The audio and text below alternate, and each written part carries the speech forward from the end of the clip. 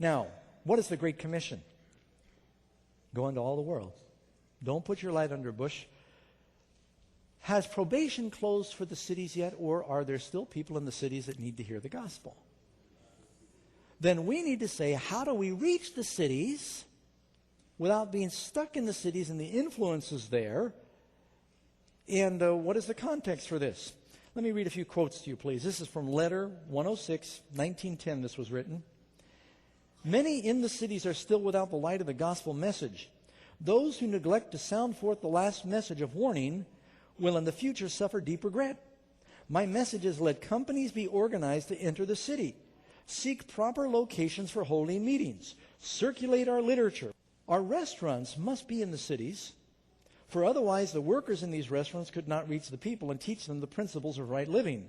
And for the present, we'll have to occupy meeting houses. She calls churches meeting houses. Well, that's what this is. In the cities. That's General Conference Bulletin, April 6, 1903. We all need to be wide awake that as the way opens, we might advance the work in the large cities. Not just cities, the large cities. We are far behind in following the light given us to enter the cities and erect memorials for God. What do you think those memorials are? Plaques? Statues? Churches. Now, I remember it was right here. It was at Bill May's funeral. Cyril Miller came up to me, and he tapped me on the shoulder, and he said, Doug, we need to reach New York City. This is 1999, I think it was, or 98. And he says, you live there, you understand it, we want you to go. And the North American Division asked Amazing Facts to go to New York City. Do you think I wanted to do that? Karen and I had to live right in the city. It just was not practical. Couldn't make the meetings on time to commute from outside. We had to get an apartment right on 34th Street. We'd look up we had a one-room apartment, look up $4,000 a month for a one-room apartment. Little skylight at night. Every night we looked up, saw the Empire State Building. It was right above us, and lived right there in the midst of that. It was a struggle, but you know what? Over the years, you know how many people have told us they came to the Lord and were baptized as a result of that series, not only in New York, but from the tapes worldwide. Thousands. And so I kept thinking, oh, Lord, I hate it here. That's why I left when I was a kid. I never had any desire to go back. But God said go back. This last year he told us to go to Washington. And before Madras and Manila, and I could just start naming cities of the world where he sends us, because Jesus loves people, and where are most of the people? So we've got to find a way to reach the people in the cities, in the world, without the world reaching us. And that's what the challenge is for Christians. Oh, again here. The disciples of Christ are his representatives upon earth, and God designs they shall be scattered all over the country, in the towns, cities, villages. Now, you're saying, Doug, that people should move into the cities? Especially, no, if you have children, I don't recommend that. Try to live on the outside, the suburbs or something. Villages as light amidst the darkness. Again, well, that was Testimonies, Volume 8. In the book Christian Service 180, we see the great need of missionary work to carry the truth not only to foreign countries, but to those who are near us. Close around us are cities and towns in which no effort is being made to save souls. Why should not families who know the present truth settle in these cities and villages to set up the standard of Christ? Now, I don't believe this is telling us that families should go to some of these more offensive cities, because I think you need to consider those things. But here's a principle I want to give you, that look at everything in this context. I know sometimes when I'm thinking of running for cover so I could be in my country home, I'm thinking selfishly. And you and I know people who they panic with the idea of getting out of the cities, and they're hearing about the destruction that's going to come, and they're hearing about the benefits, and the driving force in a lot of it is me, me, me. How can I save myself? Well, you know what? You can't save yourself by moving to the country. That's not what saves you. Because I know some people that pride themselves on country living, but they've got a satellite dish way out there in their beautiful country home with their gardens, and they fill their minds with all kinds of garbage every day, and you're not sanctified because you got flowers in the yard or fruit trees out back. Pastor Doug, are you saying that there's a conflict between these statements that say flee the cities, out of the cities, and work the cities? No, there's not. The cities must be worked. The millions living in these congested centers are to hear the third angel's message, and especially it's talking about the congested centers. One more quote here. This is from Pacific Union Recorder, January 12, 1911. God's people are not doing the work he would have them do for the cities. I've borne this testimony again and again until it seemed as if God's people were not going to do the work. But the cities must be entered. And other times she says, I've been up all night, I can't sleep because I think about all the masses in the cities. And who's doing the work? Now, you know why this message is so important? If we misunderstand our responsibility to both our families and protecting them from the evil of the cities and the balance of reaching the cities, people will be lost. It could be you and your families because you're too far in. It could be the people in the city that are lost because you're too far out. You hear that? I'm going to say it again because that's really the heart of what I'm trying to say. If we don't understand this message about where we should place ourselves. Now, you know, God wants some people to go out in the remote districts because there are little communities there, and he wants them to be salt and light there. And there's no question about that. But generally speaking, if God's people, because they're thinking about their own protection, and we're going to hoard our food and get ready for the end of the world, we're going to save ourselves by being real savvy about country living, and we become hermits, this is not the time for isolation, for separating ourselves so that we can't reach people. Then what happens is people are lost because all we're thinking about is ourselves. The other danger is because of convenience, and maybe you get paid better and more to tickle the imagination in the city, we're going to lose ourselves or our families like Lot did by being too close. So we've got to know, Lord, where do you want me to be? And I can't overemphasize, we need to pray about where he wants us to go and how he wants to lead us. In fairness, I know that I might be making some of you uncomfortable. That's probably a pastor's job description. You need to be aware when you read Country Living, and I love this book and I treasure the information here. It's what you call a compilation. Do you know what a compilation is? Are you all aware Ellen White never read Country Living? This was developed in 1946. Now, do you know what was happening in the world between 1940 and 1945? Anyone ever heard of World War II? What do you think the feelings were in the church during that time when the atom bomb had just been dropped, the nuclear buildup had begun, they had just witnessed many thousands of major cities in the world being totally decimated with bombs? They believed that the Lord was coming any year.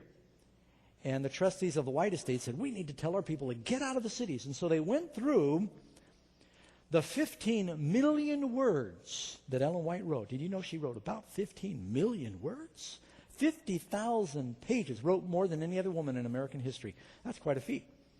50,000 pages of handwritten manuscript. And they assembled everything they could find about the danger of the cities and the benefits of the country, and they assembled it in this booklet of about 32 pages and 11,000 words. Now, if you read this by itself without balancing it with everything else, sugar cane's good. But if you just eat sugar, sugar is the result of concentrating what you would get naturally in sugar beets or sugar cane. It is a concentration. In its natural state, you can handle it okay. But if you don't mitigate it with the other material where it's naturally surrounded, you can get pure sugar, you become a diabetic. Sometimes people will just take something like this and they use it as the primary source, and you can end up doing rash things, and you need to be careful. Did that make sense? And so read it for what it is and understand that it's a compilation, understand the context of how it was written and the times in which it was written. Let me share some things with you about what were the conditions of the world in the 1800s, early 1900s, in the cities. Let me share a few things with you. What was the condition of the cities in the 1800s? Many of the poverty-stricken families, now this is just from some history books. Many of the poverty-stricken families that lived in the city residence and the tenement houses were all crammed together. A majority of these very poor families lived in 3 small compartments, sharing a kitchen and 2 bedrooms with one another. All rooms were very dark and stuffy. Jacob Riis, in a prominent 19th century writer, describes the battle with the slums. The space that separated the two tenements as being too narrow to let the light through, too busy carrying up the smells from below to bring any air down. The plumbing systems of tenements were not up to par, and often the pipes that ran through the houses were not connected to any city sewage system, but ran simply into the basement. These conditions caused many problems, including disease control. Cholera, yellow fever, smallpox were among the many deadly illnesses that ravaged the poor. In one house, speaking of New York City, 20 cases of typhoid fever were reported in 1 year. There was sometimes only one bathtub for all these families, and it would hang in an air shaft. Many times, 4 of the families on a floor shared a sink that stayed in the hallway. This sink was the only water source and was frequently filthy and a menace to health. And then the references. By the late 1800s, New York City's human population was exploding, fueled by waves of immigrants, and torrents of untreated human waste and chemical discharges ravaged the harbor's waters. Raw sewage accumulated 10 feet deep on portions of the bottom, rotting and giving off methane gas so vigorously that sightseers would go to the edge and watch the waters seethe and spit. The waters actually boiled. Now, when I lived in New York City, it was a lot worse than it is today because they didn't have the sanitation rules then that they've got now regarding dogs and other things. The decomposition robbed the harbor of oxygen. The only living thing was bacteria. Sheets of floating garbage washed back and forth on the beaches, carrying waste and dead animals to the swimmers. Oil slicks would ignite on the water surface. There's a lot here I won't read for you. Some reaches of the harbor were so polluted they became legendary. Stenches from the creeks could be smelled for blocks, and sometimes a year the people would have to flee. The air was very polluted in the cities because they heated the cities back then largely with wood and coal, and the factories were powered by wood, and coal rather. Coal fueled much of the early electric production. Coal-fired power plants proved efficient but highly polluting. Coal also fueled much of the early heavy industry in the U.S., which had begun to grow up in the major eastern cities such as New York and Philadelphia. Coal also proved necessary in the production of steel and iron ore. Consequently, the water was frequently polluted by acid, iron, sulfur, aluminum, and other toxic ions drained away from these mines into the streams. In the late 1800s, St. Louis was a city of great growth and rapid development. Industrial growth produced billows of sooty coal smoke that took its toll on St. Louis and the environment. On November 28, 1939, that's not that long ago, the worst smoke cloud in St. Louis history enveloped the downtown area. Street lights had to be turned on at midday. People could not see buildings across the street. Traffic was delayed. It was known as Black Tuesday.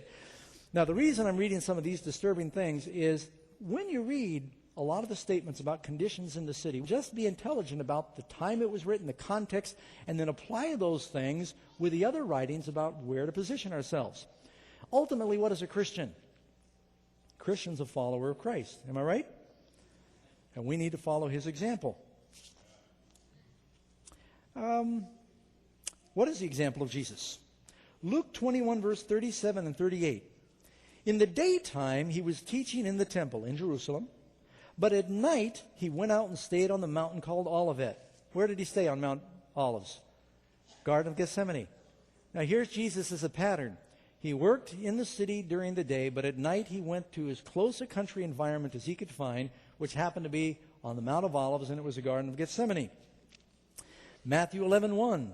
Now it came to pass when Jesus finished commanding his 12 disciples that he departed from there to teach and to preach in their cities. Do we have a work to do to reach the people in the cities? Yes, we do. Jesus said, Matthew 10:23, when they persecute you in this city, flee into another. For assuredly I say to you, you will not have gone through the cities of Israel before the Son of Man comes. What's the example of the apostles? Well, I told you, Paul and others, they spent time in the wilderness. The disciples were by the Sea of Galilee. They were on the mountainside, and then they would go into the cities. They would sort of do like Enoch, where he had a home in the mountains, but he was a preacher of righteousness in the cities. And we need to know how to have that balance. I lost my place here about the apostles. Acts 8:40. But Philip was found in Azotus, and passing through, he preached in all the cities till he came to Caesarea. Acts 14, verse 3. Therefore